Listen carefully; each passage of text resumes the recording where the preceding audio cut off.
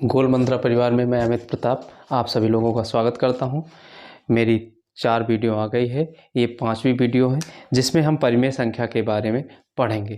क्योंकि हम अभी तक जो पढ़ चुके हैं वो ये है, हमने संख्या पद्धति शुरू की थी। संख्या पद्धति में हमने प्राकृत संख्याएं पढ़ ली थी, प्राकृत के बाद पूर्ण संख्या पढ़ ली थी, सम पढ़ लिया था, विषम पढ़ लिया था। अब भाज्य संख्याओं की बात कर ली थी, भाज्य संख्याओं की बात कर ली थी। आज संख्या पद्धति का सबसे इम्पॉर्टेंट चीज है, पॉइंट है परिमेय संख्या। परिमेय संख्या इंग्लिश में कहते हैं रेशनल नंबर।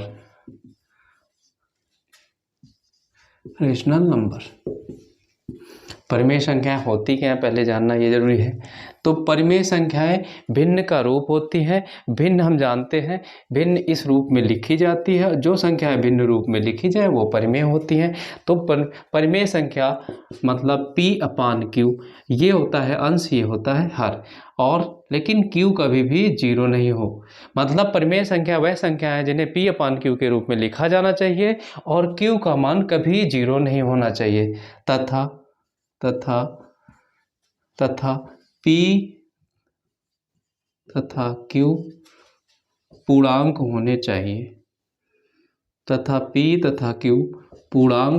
होने चाहिए। अगर पूर्णांक नहीं है तो वह परिमेय संख्या का रूप नहीं होगा। तो अगर परिमेय संख्या का रूप कोई संख्या परिमेय संख्या है तो वो पूर्णांक रूप में होगी। P और Q दोनों पूर्णांक होंगे। Q कभी भी 0 नहीं होगा, क्योंकि हम जानते हैं कि 1/0 हो जाएगा तो ये आ जाएगा अनंत।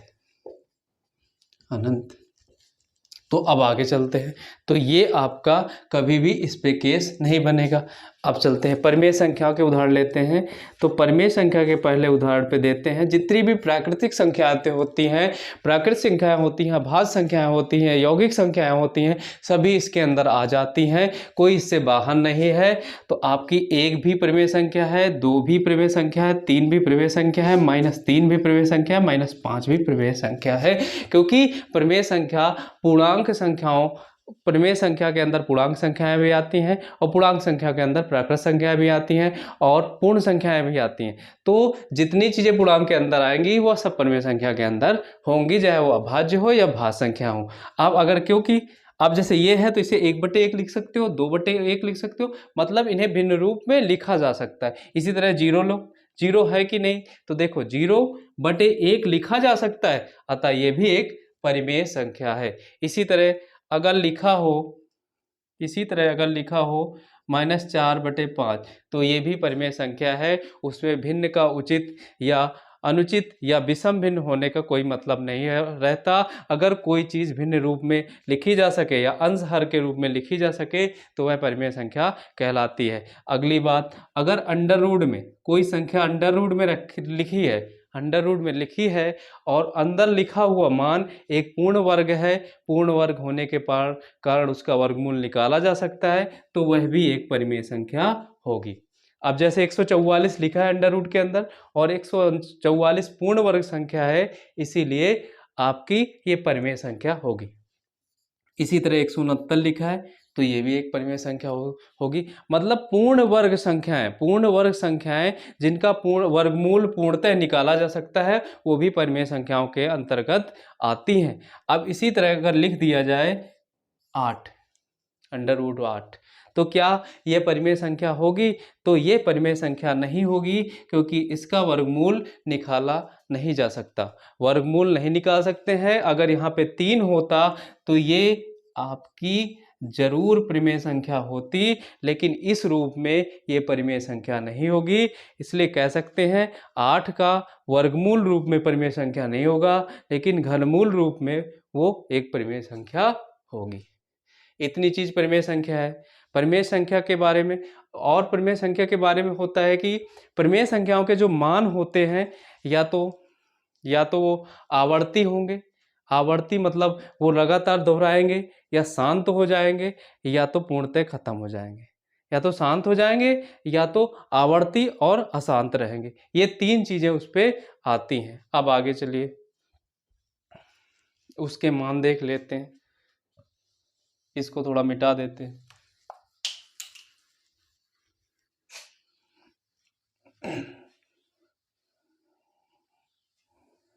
तो हमने देखा कि वह संख्या है, मतलब पूर्णांक, पूर्णांक और एक पूर्ण वर्गमूल संख्या परिमेय संख्या के अंतर्गत आती है। अब देखिए, अब अगली चीज आ गई, जैसे अब आता है, जैसे लिखा हो 1/5, तो इसका मान हम निकाल सकते कितना होगा, 0.02। तो ये जो है दशमलव के एक अंक बाद शांत हो गया, तो ये एक पहली चीज हो गई, और इसको कहते हैं आपका शांत दशमलव, इसी को कहते हैं शांत दशमलव। अब आगे चलते हैं, जैसे लिख दिया जाए 1/5, 1/5 की जगह लिख दिया जाए 275, 279। तो इस पे देखते हैं, तो पहले करते कैसे हैं, तो पहले इस पे जाएंगे, 5×25 हो जाएगा, 5×25 बचेगा 2, फिर जाएगा 5×2, 5×25 और फिर जाएगा 5×8=40। ये भी आपके दशमलव के एक अंक के बाद शांत हो गया, तो ये भी शांत दशमलव में आएगा। अब आगे चलो, अगर नीचे इसी तरह ये होता 1/25 या 1/16, अब इसको देखते हैं कितने अंक बाद ये शांत होता है। तो इसको करने के लिए आप भाग करो, आप भाग करके देख सकते हो निकाला जाए, दशमलव लगाएंगे, जीरो उतारेंगे और नहीं जाएगा, और अभी भी छोटा है, एक जीरो और उतार लेंगे, यहाँ पे जीरो लगाएंगे। अब जाएगा ये 16×96, 16×96 हाथ पे लगेगा 4, दशमलव के बाद जीरो उतरता है, 16×2=32 जाएगा और बचेगा 8, दशमलव के कार्ड जीरो उतारेंगे, 16×5=80, ये कट गया। मतलब मेरा मान आया 0.0625। तो यहाँ पे देखा, ये भी शांत दशमलव मिला, ये भी शांत दशमलव मिला, शांत दशमलव मिला, लेकिन ये शांत कहाँ पे हुआ, ये जहाँ पे एक अंक पे हो रहा था ये भी एक, ये 4 अंक पे शांत दशमलव हुआ। यहाँ तक तो ये शांत दशमलव वाली परिमेय संख्या हुई। अब वो देखते हैं जो आवर्ती होती है और कंटिन्यू चलती हैं, उनमें क्या होता है। जैसे अब इस जगह 1/3 ले लिया जाए, 1/3 ले लिया जाए, तो और 1/3 ले लिया जाए, तो इसको भाग किया जाए, यहाँ पे दिख रहा है 1/3 ले लिया जाए और 3 पे 1 का भाग लगाया जाए, नहीं लगेगा, दशमलव लगाएंगे और जीरो उतारेंगे, 3×3=9 लिखेंगे, 1 लाएंगे, दशमलव का फिर जीरो बनाएंगे, 3×3=9 लिखेंगे, 1 लाएंगे, फिर लिखेंगे, 1 लाएंगे, ऐसे ये चलता चला जाएगा। तो इसका मान आएगा 0.33333333, ये चलता चला जाएगा, इस पे कोई दिक्कत नहीं होगी, ये कंटिन्यू ऐसे ही चला जाएगा।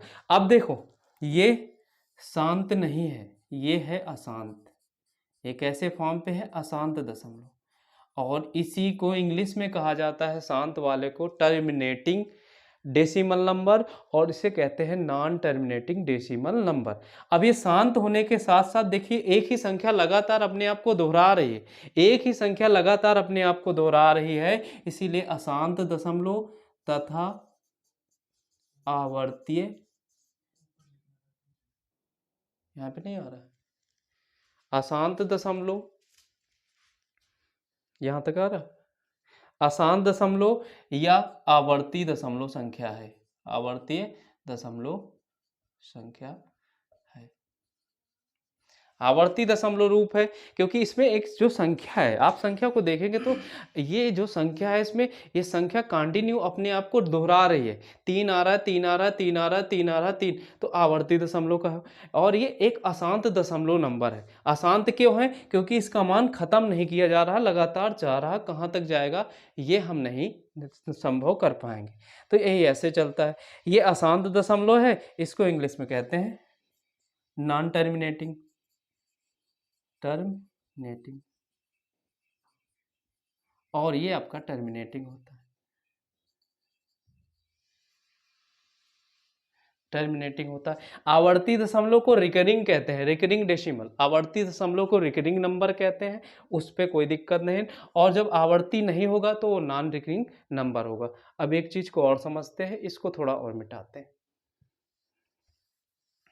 ये तो सारे शांत दशमलव के केस थे, वहां तक निश्चित होता है। अब यहाँ पे चलते हैं, थोड़ी चीज ध्यान से देखना।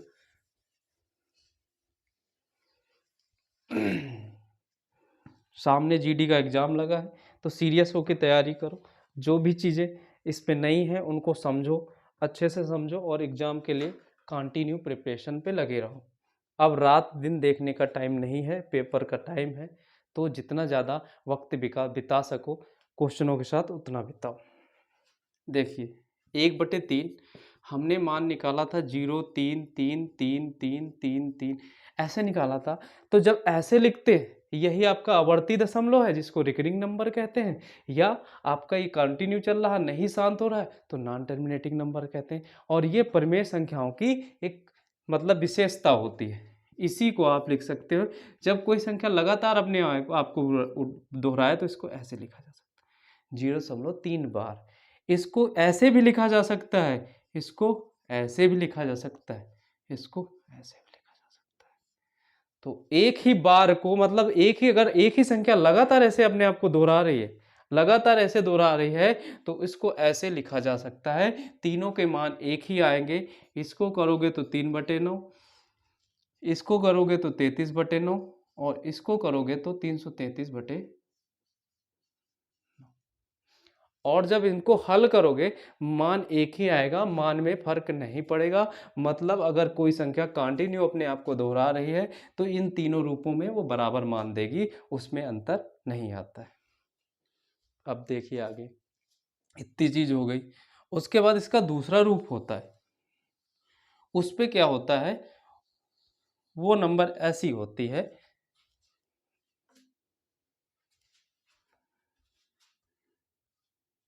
जैसे नंबर ले लिया जाए 15/7।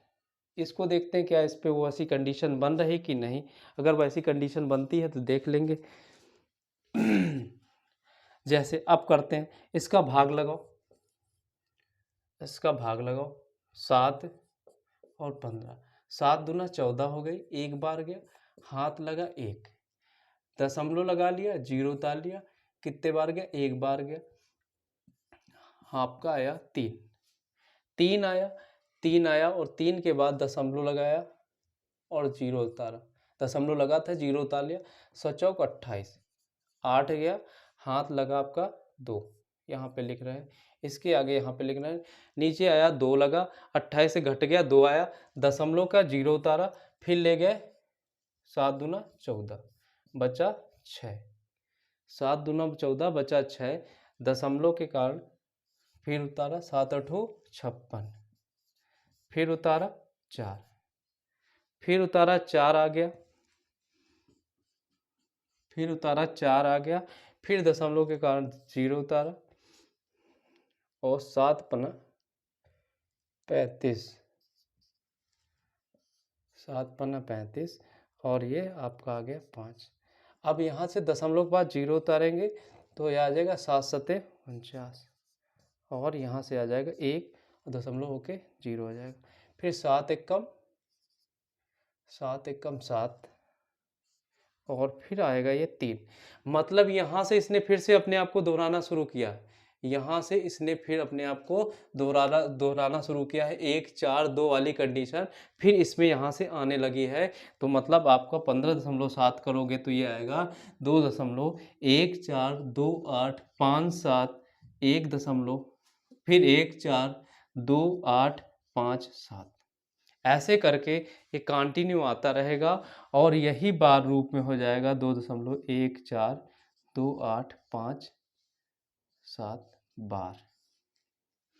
क्योंकि देखिए आपने जब पहली बार किया 7 दूना 14 तो उतना चला गया, उसके बाद देखिए यही कंडीशन फिर से यहाँ बन रही है, मतलब ये बार रूप को अपने आप को फिर से दोहरा रहा है। तो इससे ये अब इसमें देखिए बार के अंदर जितनी संख्या है 1 2 3 4 5 6, जितने की संख्याओं के ऊपर बार रहेगा उतने न उतारे जाते हैं, वो भिन्न रूप में आगे हम पढ़ाएंगे, उस पर कोई दिक्कत नहीं, उतार लेंगे और इसको हल कर लेंगे। मेरा प्योर मकसद था ये बताना कि आवर्ती संख्याएं वहाँ से भी नहीं, वैसी भी होती हैं इस रूप में जिसमें एक ही संख्या लगातार अपने आप को दोहराती है, दूसरी कि एक इसमें एक संख्याओं का समूह हो जाता है जो अपने आप को लगातार दोहराता है, जैसा इसमें देखा गया।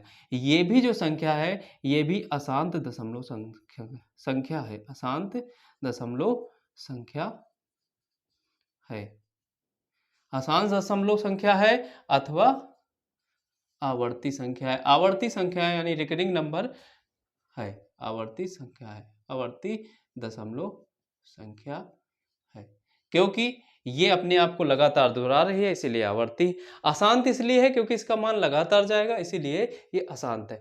तो हमने देखा इतनी बात के बाद परिमेय देखा, परिमेय संख्या में देखा कि रेशनल नंबर जो परिमेय संख्याएं हैं वो पूर्णांक संख्याओं का रूप होते हैं, भिन्न रूप पे इनके मान शांत भी हो सकते हैं, अशांत भी हो सकते हैं। तो ये बात याद रखना, परिमेय संख्याओं के मान शांत होते हैं, अशांत होते हैं, आवर्ती भी होते हैं। तो परिमेय संख्याओं के मान शांत हो सकते हैं, अशांत होंगे तो आवर्ती रूप में होंगे। ये चीज याद रखना, जब शांत होंगे तो आवर्ती रूप नहीं होगा, अशांत होंगे तो उनका आवर्ती रूप आएगा। ये था आपका परिमेय संख्या का भाग। चलिए आगे देखते हैं। हमने देख लिया परिमेय संख्या के अशांत दशमलव होता, अशांत होता। जब अशांत होगा, जब अशांत होगा तो वह आवर्ती रूप लेगा जिसे रिकरिंग नंबर कहते हैं। अशांत दशमलव को टर्मिनेटिंग, नॉन टर्मिनेटिंग नंबर, और जो शांत होगा उसे टर्मिनेटिंग कहेंगे। अब देखिए, अब एक ये क्वेश्चन कभी कभी पूछता है जैसे 1/2 और 1/3 के मध्य परिमेय संख्या निकालना, संख्या निकालना, निकालना। तो आपको एक जानकारी बता दी जा रही है कि परिमेय संख्याओं के अगर दो परिमेय संख्या दे दी जाए, उनके बीच में पूछा जाए कितनी अपरिमेय संख्याएं होती हैं तो इनकी संख्या अनंत होती है। ये क्वेश्चन कई बार सीटेट जैसे एग्जामों में पूछा गया है कि परिमेय संख्याओं, दो परिमेय संख्याओं के मध्य कितनी परिमेय संख्याएं हो सकती हैं, तो अनंत संख्याएं हो सकती हैं परिमेय। अब एक निकालने इनके बीच की संख्या तो वो ऐसे निकालेंगे, इन दोनों को योग कर देंगे तो आ जाएगा 1/2 प्लस 1/3, और फिर इनका कर देंगे आधा।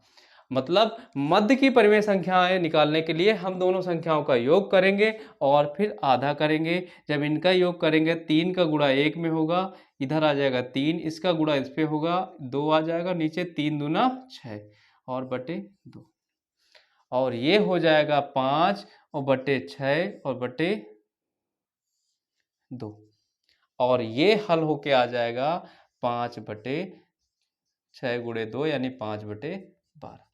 मतलब 1/2 और 1/3 के मध्य परिमेय संख्या निकालना है तो ये करने के लिए पहले हम दोनों संख्याओं को जोड़ देंगे, उनका आधा कर देंगे, और फिर देखिए हमने अब यहाँ पे तिर्यक गुणा किया, 3 गुणे 1 किया और 2 गुणे 1 किया, तो यहाँ पे 3 यहाँ पे 2 आ गया, नीचे 3 दूना 6 हो गया, ये 5/6 आ गया, नीचे 2 था इसका इस पे गुणा कर दिया, ये बन गया 12। ये गुणा कैसे होता है कि अगर a/b हो और बीच में बड़ी लकीर हो और c/d हो, c/d, तो इसका गुणा इसके साथ और इसका गुणा इसके साथ होता है, जो कि बन जाता है a गुणे d ऊपर हो जाएगा और b गुणे c। कहने का मतलब ये है कि अगर दो संख्याएं भिन्न रूप में हैं और उनका बटे किया जाए तो बाह्य पद यानी बाहरी पद का गुणा ऊपर और अंतः पद का गुणा नीचे होता है। ये चीज इसमें की गई थी। तो हम 1/2 और 1/3 के मध्य परिमेय संख्या निकाल लेते हैं। अब हम अपरिमेय संख्या के बारे में बात करेंगे कि अपरिमेय संख्या क्या होती है। चलिए अब अपरिमेय संख्या को देखते हैं। अपरिमेय संख्या के बारे में समझने की बात आ गई। अपरिमेय संख्या, इसको हटा के किनारे लिख लेते हैं जिससे स्पेस ज़्यादा मिल जाए। हम इसको यहाँ पे लिख लेते हैं गोल मंत्र के बगल में। संख्या पद्धति नंबर सिस्टम अभी चल रहा है, अभी इस पे अपरिमेय संख्या हो जाएंगी, उसके बाद कुछ बेसिक है, उसके बाद कंप्लीट ये ख़त्म हो जाएगा, उसके बाद क्वेश्चन आने शुरू हो जाएंगे, एक से एक धाकड़ क्वेश्चन आएंगे। तो अब देखते हैं अपरिमेय संख्या। अपरिमेय संख्या, परिमेय संख्या irrational number, rational number, irrational number. ये मेरा 5वां वीडियो है, इसके पहले 4 वीडियो आ गए थे, लेकिन बीच में मेरा स्वास्थ्य सही नहीं होने के कारण थोड़ा समय लग गया है। मेरा जैसे ही स्वास्थ्य मेरा अच्छा हुआ, मैंने वीडियो बनाना शुरू कर दिया। तो ये आपको 5वां वीडियो आज या शाम को या कल सुबह तक मैं डाल दूँगा, इसको ज़रूर देखिएगा और लाइक सब्सक्राइब करते रहिए, जिससे सपोर्ट हमें मिले आगे बढ़ने पे और आपको भी हम नई जानकारी दे सकें। देखते हैं अपरिमेय संख्या, इरेशनल नंबर है। ये वो संख्याएं होती हैं, परिमेय संख्याएं वे संख्याएं होती हैं जिन्हें P अपान Q के रूप में नहीं लिखा जा सकता। वह संख्याएं जिन्हें P अपान Q के रूप में नहीं लिखा जा सकता। नहीं लिखा जा सकता मतलब क्या हुआ कि ये P अपान Q के रूप में लिखी नहीं जा सकती, तो होंगी कैसे? होंगी कैसे?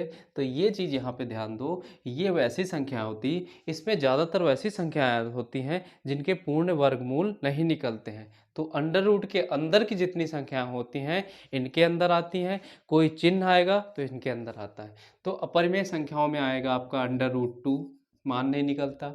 अंडर रूट 3, मान आप नहीं निकाल सकते।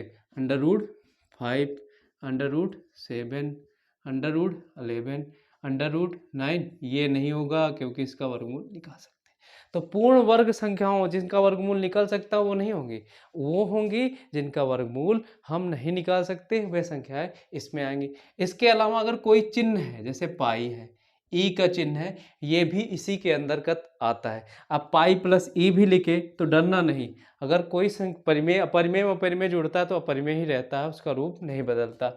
इसी तरह ये है, पाई माइनस ई लिख दे तब भी नहीं होगा, थीटा लिख दे, थीटा की वैल्यू डिग्री में आएगी, लेकिन ये संभव नहीं कि वो अगर कोई भी चिन्ह है, अगर कोई भी चिन्ह है, थीटा है, पाई है, ई है, तो वह अपरिमेय संख्याओं के रूप में लिखा जा सकता है। एक चीज ध्यान देखना पाई के बारे में, पाई अगर पाई रूप में है, इस रूप में है, चिन्ह रूप में, चिन्ह रूप में पाई जो है चिन्ह रूप में अपरिमेय है, अपरिमेय परिमेय संख्या।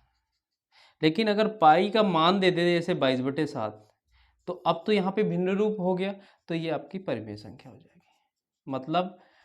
मतलब ये हुआ मेरे कहने का, अगर पाई चिन्ह केवल दिया जाए जे जैसे दिया तो ये आपकी अपरिमेय संख्या है, लेकिन अगर पाई का मान ऐसे दे दिया जाए कि 22/7 लिखा है तो वो आपकी परिमेय संख्या होगी, क्योंकि उसे भिन्न रूप में हमने लिख लिया।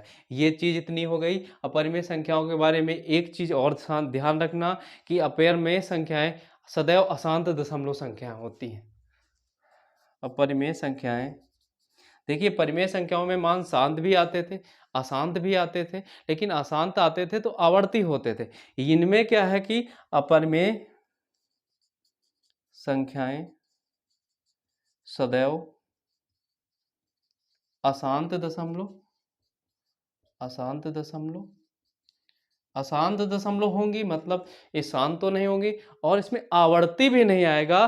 तो अशांत दशमलव यानी नॉन टर्मिनेटिंग डेसिमल तथा अनावर्ती, अनावर्ती मतलब आवर्ती ना हो, मतलब दोहराएंगी नहीं, अनावर्ती दशमलव संख्याएं होंगी, दशमलव संख्याएं होंगी होंगी अपरिमेय संख्या सदैव अशांत दशमलव तथा अनावर्ती संख्याएं होंगी, मतलब जो अपरिमेय नंबर है, इरेशनल नंबर आपका नॉन टर्मिनेटिंग होगा और नॉन टर्मिनेटिंग हो गया और नॉन रिकनिंग नंबर होगा। ये चीज़ याद रखना, ये बहुत ज़रूरी है कि अपरिमेय संख्याएं सदैव अशांत दशमलव होती हैं, अनावर्ती दशमलव संख्याएं होती हैं, इनके मान नहीं निकलते हैं। मतलब अगर इनका मान निकाला जाए किसी का तो ये होगा 2, 5, 6, 1, 3, 0, 1, 8, 7, 5, 6, 4, 2, 1, 9, 7, 6 ऐसे चला जाएगा। देखिए यहाँ पे कहीं पे इनका मान कहीं पे आपका आवर्ती नहीं हो रहा है। ऐसे मान अगर लिखे हों, ऐसे मान अगर लिखे हों, अंत में ऐसे बढ़ा दिया जाए तो ये भी आपकी अपरिमेय संख्या में आएंगी, क्योंकि इनके मान का निश्चित हम मान नहीं निकाल सकते और ना इनको भिन्न रूप में बदल सकते हैं। देखिए कहीं पे भी ये दोहरा नहीं रहा है कि कोई एक फिक्स आवर्ती रूप चले, तो ये अनावर्ती रूप है तथा अशांत दशमलव रूप है, तो ऐसे में मान आपके अपरिमेय संख्या में आते हैं। इतनी चीजें अपरिमेय संख्या में हो गई। एक अपरिमेय संख्या का बहुत अच्छी चीज है जो अभी कुछ क्वेश्चनों में पूछी गई है। अभी हुआ था एक एग्जाम, अभी इस यूपी में हुआ था, उसमें उस चीज़ के बारे में पूछा गया था, तो उसको देख लेते हैं। ये चीज़ थी इतनी अपरिमेय संख्या के बारे में। इनको जब आप देखिएगा वीडियो में ध्यान से एक एक चीज़ को बारीकी से देखिए, क्योंकि जब कोई चीज़ को आप पहली बार पढ़ते हैं तो डाउट पैदा होते हैं, निश्चित रूप से डाउट पैदा होंगे। डाउट पैदा होंगे तो आप इसको समझ के करिएगा। अगर कोई भी डाउट आ रहा है तो आप नीचे कमेंट करके हमको बताइएगा, हम आपके डाउट पे रिप्लाई करने की कोशिश करेंगे कि वहाँ पे आपको क्या नहीं समझ में आया। ठीक, आगे चलते हैं।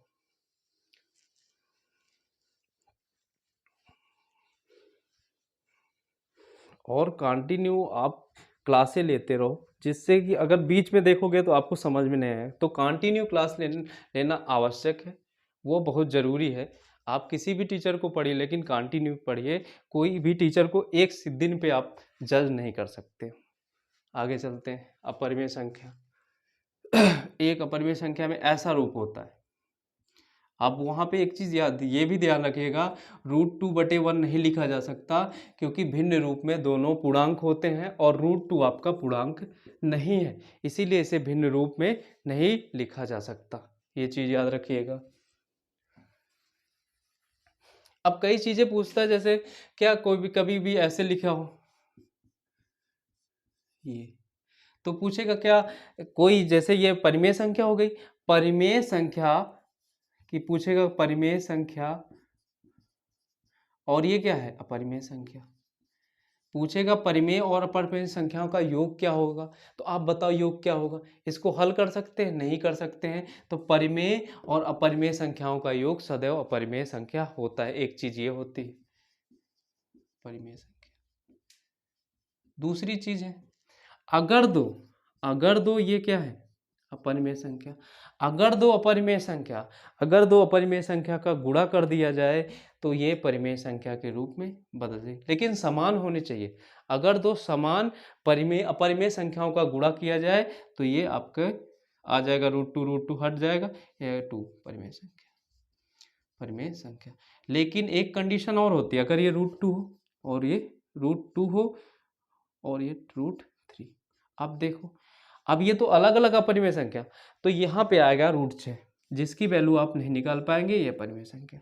मतलब ये हुआ कि जब समान अपरिमेय संख्याओं का गुणा करेंगे, जब दो समान अपरिमेय संख्याओं का गुणा करेंगे तो परिमेय संख्या मिलती है। लेकिन जब दो भिन्न भिन्न अपरिमेय संख्याओं का गुणा करते हैं तो हमें अपरिमेय संख्या मिलती है। ये इतनी चीज हो जाती है। इसके बारे में इसकी थ्योरी में यही पूछा जाता है कि क्या कभी परिमेय संख्या अपरिमेय संख्या का किसी परिमेय संख्या और अपरिमेय संख्या गुणा किया जाए तो क्या आएगा, जोड़ा जाए तो क्या आएगा अपरिमेय संख्या, अगर गुणा किया जाए तो क्या होगा, ये कंडीशन आपकी बनती। इसी तरह घटाने में बनेगी, घटाना होगा तो उसमें भी अपरिमेय संख्या प्राप्त होती है। देख लो 4 - √2, तो अगर घटाया जाएगा तो ये भी एक अपरिमेय संख्या होगी। इस पे एक बेहतरीन 2-3 केस देखते हैं जो बहुत जरूरी है। अब दो अपरिमेय संख्याओं के मध्य की परिमेय संख्या अपरिमेय संख्या निकालना है, तो देख लेते हैं √2 लेते हैं और √3, इनके मध्य में निकालनी है कि अपरिमेय संख्या कितनी होंगी। परिमेय संख्या तो 1-2 निकाल के देते हैं, समझा देते हैं, अब आगे निकाल लीजिएगा। मध्य की अपरिमेय संख्या बताओ। तो पहली चीज √2 है, ये √3 है, इनके मध्य की अपरिमेय संख्या निकालनी है। तो हमने ये पहले ही पढ़ा था कि अपरिमेय संख्या वही होगी जिनका पूर्ण वर्गमूल नहीं निकलेगा। तो हम ऐसे लिखते हैं, पहले हम इसको लिखते हैं 2.0 और इसको लिख लेते हैं 3.0। क्योंकि इनके मान वही होंगे, दशमलव पे आएंगे, तब दशमलव में आएंगे तो नहीं सॉल्व कर पाएंगे। आप चाहो तो जब बड़े मान होंगे तो डबल जीरो लगा के करना है, यहाँ पे डबल जीरो लगा लो, कोई बात नहीं। जब ऐसे आएगा पहला, अगर हम अभी सिंगल जीरो से कर रहे हैं कोई दिक्कत नहीं, आप चाहो डबल जीरो से करोगे कोई दिक्कत नहीं, बात एक ही है, हम अभी सिंगल जीरो पे काम चला के करते हैं। ये होगा जैसे 2.1 इनके मध्य की है, 2 पॉइंट इनके मध्य पे क्या क्या आएगा वो लिखते हैं। मध्य पे हो जाएगा √2.1, अब आ जाएगा √2.2 हो जाएगा, √2.3 आ जाएगा, √2.4 आ जाएगा। इनके मान निकालने नहीं है, निकाल नहीं सकते तो ये मध्य की अपरिमेय संख्या है, √2.5 ये हो सकता है, हाँ होगा, क्योंकि ये पूर्ण वर्ग संख्या नहीं है, इसको निकालना संभव नहीं है। अगर इसी जगह ऐसे आ जाए 2.56 तो ये आपकी अपरिमेय संख्या नहीं होगी, क्योंकि ये आपका होता है 1.6 का मान। 1.6 यानी ये 2.56 वर्गमूल होता है, जिसका पूर्ण वर्गमूल होता है आपका 1.6 का। तो ऐसे लिखा हो तो ये आपकी अपरिमेय संख्या नहीं होगी, क्योंकि ये पूर्ण वर्ग संख्या है। जितनी भी पूर्ण वर्ग संख्या है उनके मान, उनके अगर पूर्ण वर्ग संख्या है जिनके मान निकल सकते हैं वो अपरिमेय संख्या होंगी नहीं। तो ऐसे मानों से बचिएगा, ये आपकी अपरिमेय संख्या नहीं है, ये मध्य की अपरिमेय संख्या ये होंगी। ये इतनी चीज होगी। उसके बाद इसमें बड़ा और छोटा देखना होता है। ये नॉर्मल में तो हम देख लेते हैं कि ये बड़ा है और ये छोटा है, मतलब √3 ग्रेटर होगा √2 से। लेकिन अगर ये केस बराबर इसमें घटाने और जोड़ में आ जाए तो क्या होगा, उसके बारे में देखते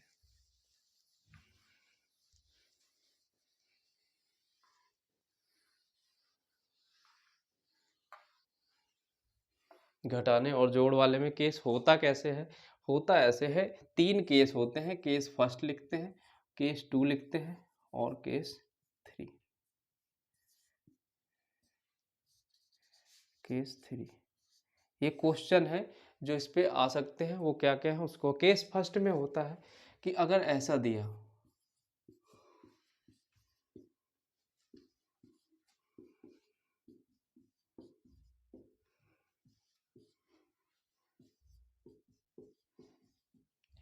आगे आगे दिख रहा है, आगे लिख सकते हैं यहाँ तक। और एक केस और ले लेते हैं, 10 4 हो गया, 9 5 हो गया, 8 6 हो गया और 7 हो गया, 3 3 प्लस ये हो गया। अगर ऐसा हो और इस केस में आपको बड़ा छोटा पूछे कि सबसे बड़ा कौन है या सबसे छोटा कौन है, सबसे बड़ा कौन है, और ये जो क्वेश्चन है कौन है, ये लगातार ट्रेंडिंग में है, ये काफ़ी बार आ चुके हैं ऐसे केस। ये 3 केस हैं, तीनों केस बता दे रहे हैं और तीनों केस आपको जीडी एग्जाम के लिए बहुत ज़रूरी है। देखो पहले वाले में अगर ऐसा केस देता है तो आप देखिए कि जो अंदर संख्याएं लिखी है उनका योग क्या समान है। तो देखो यहाँ पे 8 और 6 इनका योग कितना आता है, अगर 8 6 आप यहाँ पे नहीं तो ऐसे लिखो 8 6 आपका 14 आता है, 10 4 14 आता है और 9 + 5 ये भी आपका 14 होगा और 3 और 11 ये भी आपका 14। मतलब जो अंडर रूट में संख्याएं हैं इनका योग आपका 14। जब समान योग आए, जब समान योग आए तो सबके प्रोडक्ट कर लेंगे अंदर की संख्याओं के। 8 × 6 पहले के लिए 8 × 6, दूसरे के लिए 10 × 4 और तीसरे के लिए 9 × 5 और इसके लिए 3 × 11। अब देख लेते हैं, निकालते हैं। इसका मान हो जाएगा 48, इसका मान हो जाएगा 40, इसका मान हो जाएगा 45 और इसका मान हो जाएगा 33। अब इसमें देखो सबसे बड़ा मान कौन आया, जिसमें सबसे बड़ा मान कौन आया तो हमने देखा 8 6 48 हो रहा है, ये सबसे बड़ा मान है। 45 दूसरा है, फिर 33 है, फिर 40, फिर 40 है, फिर 33। तो ये ऐसे केस में आए तो प्रोडक्ट जब आपको जब समान मिले, जब सब समान मिल जाए संख्याओं का योग, तो जिसका प्रोडक्ट अधिक होगा, जिसका प्रोडक्ट अधिक होगा या जिसका गुणा अधिक होगा वह सबसे बड़ी होगी, सबसे बड़ी। ये सबसे अधिक है, ये सबसे अधिक है, सबसे अधिक है, तो ये सबसे बड़ी संख्या होगी, सबसे बड़ी।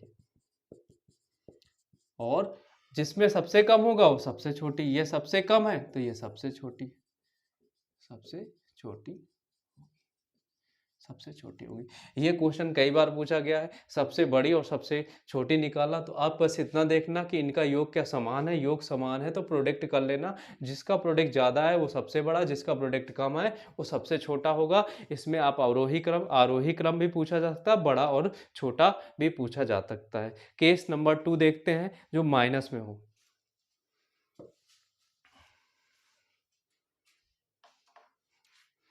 केस 2 है, केस 2 में होगा क्या कि अब ऐसे ही देगा लेकिन माइनस पे देगा।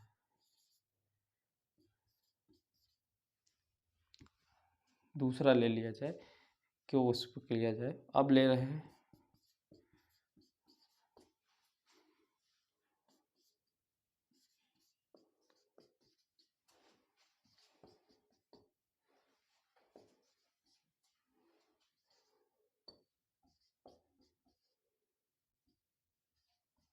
ये केस है।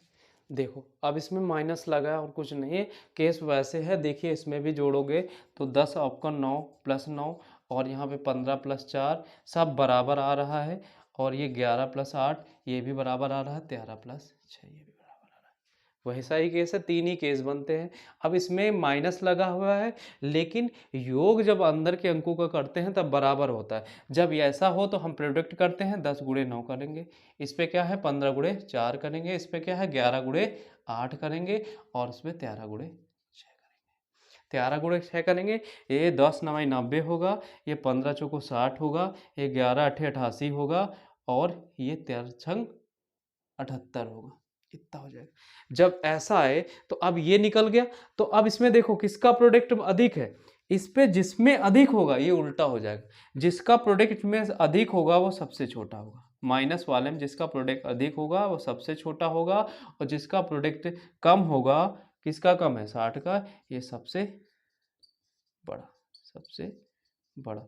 मतलब आपका सबसे बड़ा वाला ये आ गया, और सबसे छोटा वाला ये आ गया, क्योंकि इसमें मान बड़ा था, और माइनस में जो मान बड़ा होता है उस जिसका प्रोडक्ट बड़ा हुआ तो सबसे छोटा, और माइनस में जिसका मान कम होगा वो सबसे बड़ा होगा। ये यहाँ तक रहा।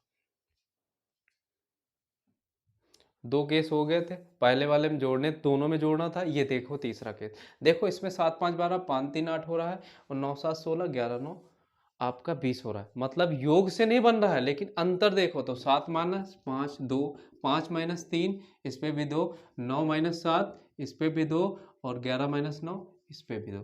मतलब अब अंतर समान हो रहा है। अंतर समान हो जाए तो वही जो सेकेंड केस में है वैसे ही करेंगे, प्रोडक्ट करेंगे, 7 गुणे 5 5 गुणे 3, और ये 9 गुणे 7, और ये 11 गुणे, ये आएगा 35, ये आएगा 15, और ये आएगा 9 7 63, और ये 11 9 99। अब इसमें वही है जो बड़ा, मतलब ये सबसे बड़ा नंबर आया, मतलब ये संख्या सबसे छोटी होगी, सबसे छोटी। और जिसमें सबसे छोटा नंबर वो बड़ी, ये सबसे छोटा नंबर ये सबसे बड़ी, सबसे बड़ी होगी। मतलब अगर केस माइनस वाला हो, गैपिंग बराबर हो, जैसे माइनस वाले में योग में गैपिंग बराबर हो, तो दोनों में एक ही चीज करते थे, जिसमें प्रोडक्ट सबसे छोटा आता था वह सबसे बड़ा होता था, जिसमें प्रोडक्ट ज़्यादा होता था सबसे ज़्यादा, वो सबसे छोटा होता था। अपरिमेय संख्याओं में इतने ज़्यादा क्वेश्चन पूछे जाते हैं, यही आपके लिए पूर्णतः है। हमने सारे केस बता दिए हैं। इस वीडियो को अच्छे से देखिएगा, लाइक करिएगा, सब्सक्राइब करिएगा, और इसके आगे मेरा वीडियो आएगा, उसमें रियल नंबर और दशमलव के बारे में और समझने की कोशिश करते हैं। धन्यवाद।